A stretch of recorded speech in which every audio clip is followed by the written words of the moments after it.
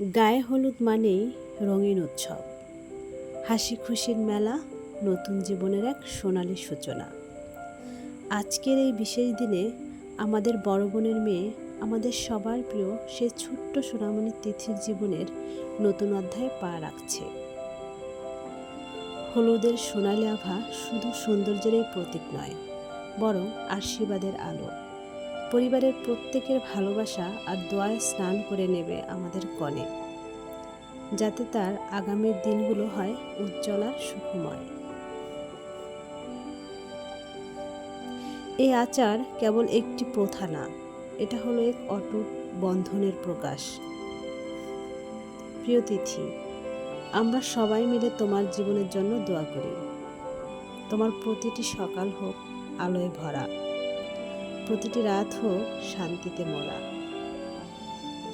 আজকের এই গায়ে হলুদের অনুষ্ঠান শুধু রং আর হাসির নয়, এটা স্মৃতি গড়ার মুহূর্ত, যা সারা জীবন থাকবে হৃদয়ে অম্লিন।